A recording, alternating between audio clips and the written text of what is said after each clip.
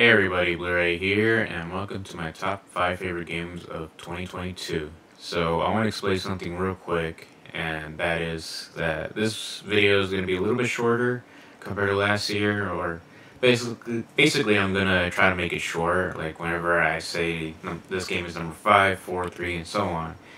Like, I don't want to talk too much detail about each game, mainly because I don't really have a lot of time, unfortunately, which may sound pretty bad that I'm saying this, it makes it sound like I'm lazy and all that kind of stuff, but honestly, like, I really didn't have enough time to make this video or, like, take advantage of my days off to make these videos, mainly because I'm just, like, tired from work and I just end up being lazy and all that kind of stuff, so, yeah, I apologize for that if this video comes out half-assed and all that kind of stuff.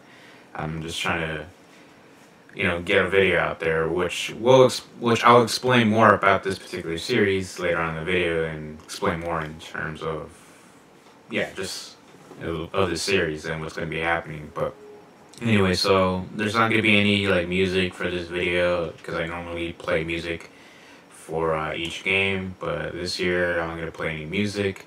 I just, want to make this video and tell you guys my top 5 favorite games. So here we go.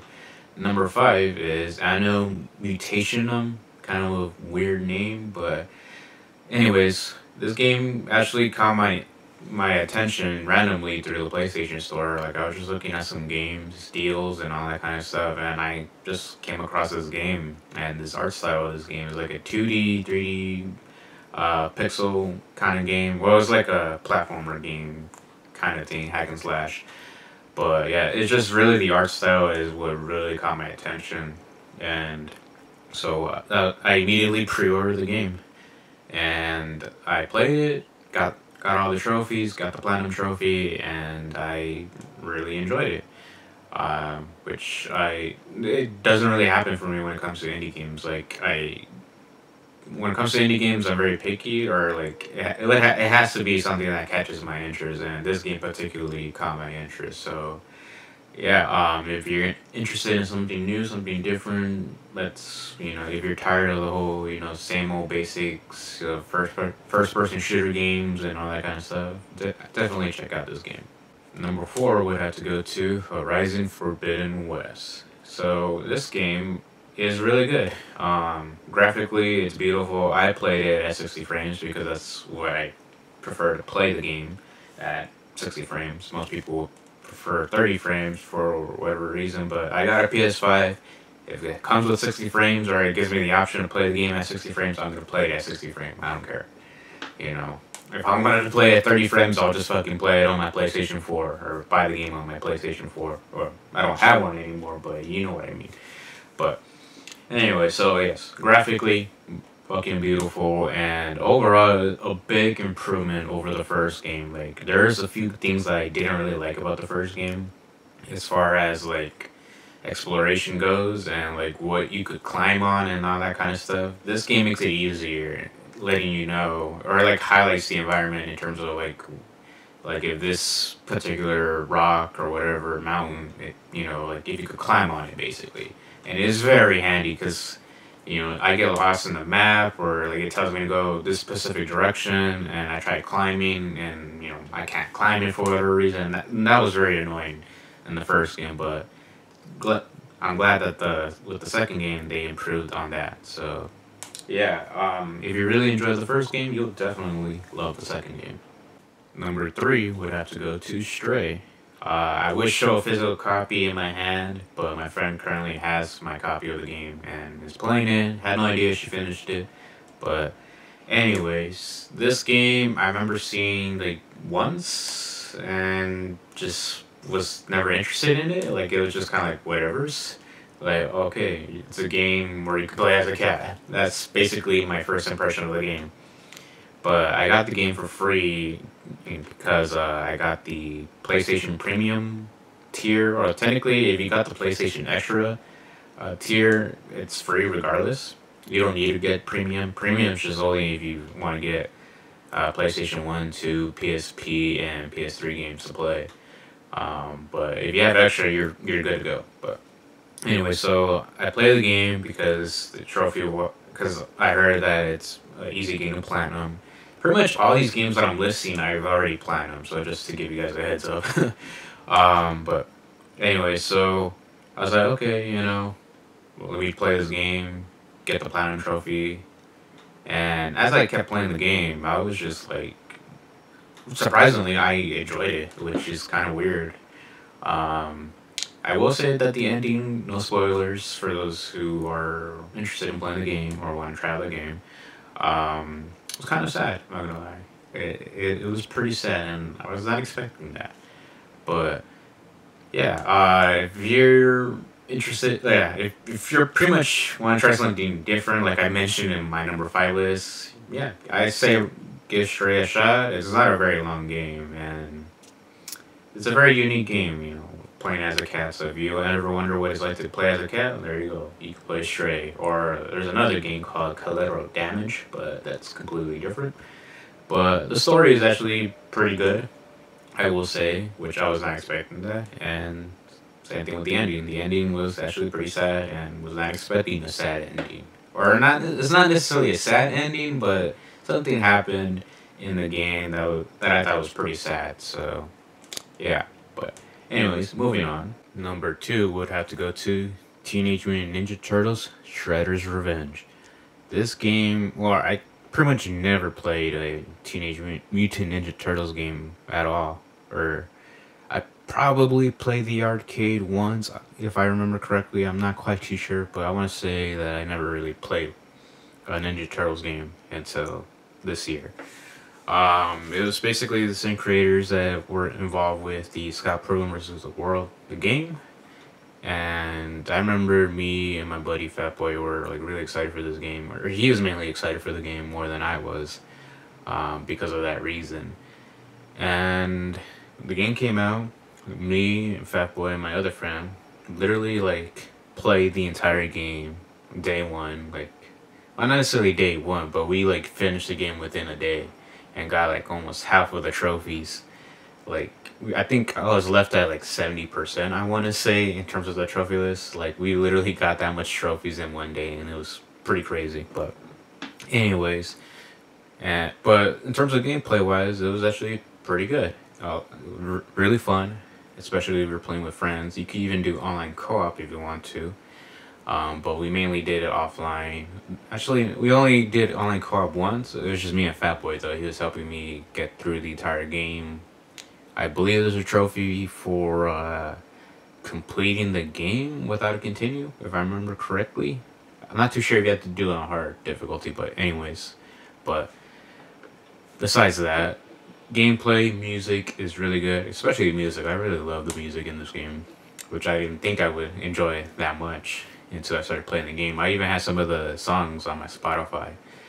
And yeah.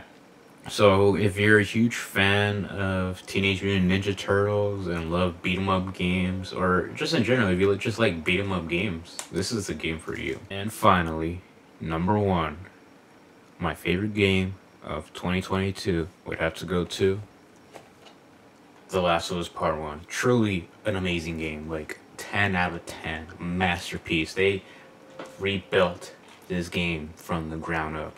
Like, it's so beautiful. I fucking love this game. Totally not a rip-off or a lazy port or a lazy remaster. Definitely justifies the $70. It's so fucking beautiful. Like, the gameplay is exactly the same. The story is exactly the same. The dialogues are the same. But the graphics are really good. So that's why it's $70. And if you're having a problem with that price, then you're just a broke ass bitch. You're like, get over it. Alright, I couldn't take myself very seriously on that clip, but anyways, if you guys know me personally, you pretty much would figure out this will be number one on my list. But if you don't, then well, now you know, or like I'm pretty sure you are getting some ideas. Maybe not. Who knows? Maybe you're thinking of another game that's gonna be number one. But anyways, number one would have to go to God of War Ragnarok. This game is really good. Not gonna lie. If you were to ask me if I like this one more than the 2018 God of War, I wouldn't have an answer for that because they're both really good. Um, I would say with Ragnarok, there's some stuff added into the game that I like a little bit more than the 2018 version. But story wise, is really good. Graphics, amazing. Especially if you play at 60 frames, just mm, really good. But yeah, I just overall had a good time with the game. Like, I put in like almost close to 60 hours into this game just by trying to get the platinum trophy for the game. And yeah, it literally took me like almost close to the end of this month, December, to finally get the platinum trophy. And I know that a lot of people have already got the platinum trophy like within 3 days or whatever, and that's mainly because they literally had the entire day to just play the entire game, which which I don't really have that much free time to do.